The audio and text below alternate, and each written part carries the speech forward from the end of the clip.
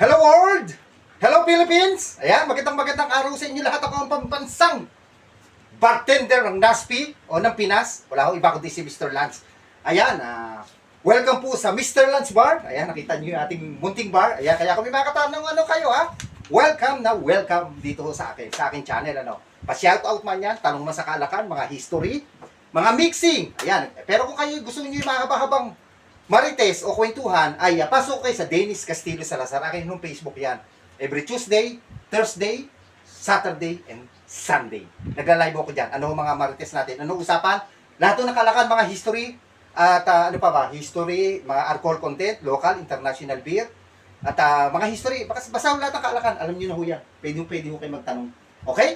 Ayan, shoutout po sa lahat ng aking followers ha. Sino ba siya shoutout ko? Ano pangalan nila? Yung mga nagtanong sa kabilang channel ha. Hindi ko sa Facebook to. Kahit saan to, basta sa akin ng mga content to, sa aking mga vlog. Okay, si Walter Pagala, may tanong ho siya. Sasagutin ko na lang ho siya. At saka si Tom Berbano. Ayan, salamat to sa kanila ha. Salamat to sa pag-comment nila sa kabilang channel. Nagtatanong ho sila, okay? Medyo malalim ho yung tanong ho ni Walter Pagala. Ayan, sasagutin ko. Sabihin ko, mag-usap kami sa Dennis Castillo Salazar sa akin yung live yan. Okay? Kaya kayo, pasok din ho kayo, sama ho kayo sa kwento ng mga kaalakan. Okay, ano ba pag-uusapan ho natin? Napakasimple lang naman natin gagawin. Magtitimpla ho tayo dito ng may grenadine, may vodka, at saka may orange juice. At ang baso ho natin, lagi naman matataas na baso. Okay? Pag-usapan ho muna natin ang vodka. Itong Absolute. Okay, sino ho ba si Absolute? Mandarin. Ito, lagi kong binabasa Mandarin pala. Okay? Si Absolute ho ay, alam niyo maraming klase ng Absolute. Ito nga ho si Absolute Mandarin. Meron ho tayo dito, ito pa itong si Absolute Citron. Kita ba? Kita, ayan, tsaka si Absolute Vodka na original. Ayan, maraming klase ho yan, Meron pa nga ho isang wala niyan. Ayan. Si Kurant, yung pala ang wala. Ayan, binanggit ho na akin ni Papanter. Buti na lasinggero ho ito, akin nagkakamera. Okay, pag-usapan natin si Absolute Mandarin. Alam nyo, payo ko yung mga matataas ng sugar. Matataas ang sugar at gusto yung low sugar na uminom ng vodka, ito alok sa inyo. Itong Absolute Mandarin o Mandarin. Yan okay?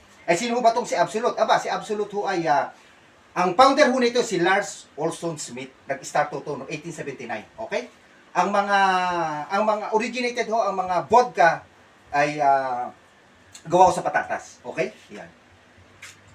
Pero kauna-unahan nung sa history lumabas ang vodka nung 9th century sa bansang Russia, itong 8th century ho sa bansang Poland. Okay? Ayan. Ito naman siyempre, ito namang Absolute na to. Gawa ko to sa bansang Sweden. Okay? Ayan. Noong 1879. Pero sabi ko noong 9th century, nung unang-una sa Russia at 8th century sa bansang Poland. Okay? Ayan. Tapos talagyan lang ho natin ng OJ. Itong orange juice, kailan ba nagsimula? Alam nyo, nagsimula ang orange juice. Yung mga may hihilig sa juice. Ayan, mga nanay. Okay? Ay noong 1920s pa, ganyan na ho rin ho katagal. Okay? Ito ay nangyari sa Florida, sa bansang Amerika. Nag-start yung pag-squeeze, pag-battle, pagbebenta at pagpaparami ng mga orange juice. Okay? Yan ang history. Ito naman una natin lalagay grenadine. Isang uri lang naman ng ng syrup na may kulay. Okay? Hyboglass, Cornish glass. Yan ang ating unang gagawin. Okay? Lagyan lang natin ng ice. Siyempre, lagi naman ganun ang proseso ho natin, lalagyan ng ice. Kaya kayo kung may gusto kayo mixing, comment down below ha. Yan. Lagyan lang ho natin ng 1 jigger na grenadine. Ayan. Una, ayan. Yun, ganun, ayan. Ganun ho kasimple. Ayan. Sa mga iba ho, bakit ho ba may tubig to? Ayan. Pero, di ba naglagay ako grenadine? Pula. Siyempre, pag may tubig ho, mahuhugasan na siya automatically. Okay? Ayan, sa mga nagbabar. Lagay ho natin ng vodka. 2 jigger. Ayan. Whoop! Ayan. Okay, yan po itsura niya. Ganda ho, no? Tapos siyempre, last but not the least, ito lang naman lalagay natin na orange juice. Ayan, ganyan. Kaya parang magiging layering mo yan. Di ba? Ang ganda. Sabi ko sa inyo Di ba ho? Okay. Tapos, gagamit ito tayo ni cherry sa garnish.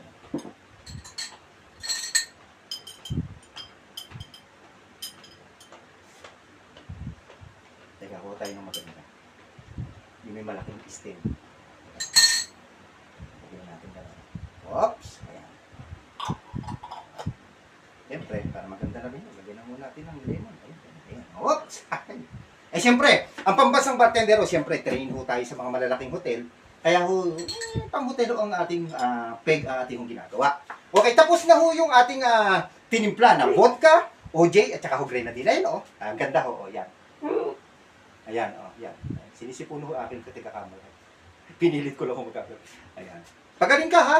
Yung pinakamagandang nagkakamera sa balat ng lupa. Ayan. Ayan. Tikman niya ho natin to, no? Ayan. Tawa ko ng tawa yan ang tigakakamera. Panalo.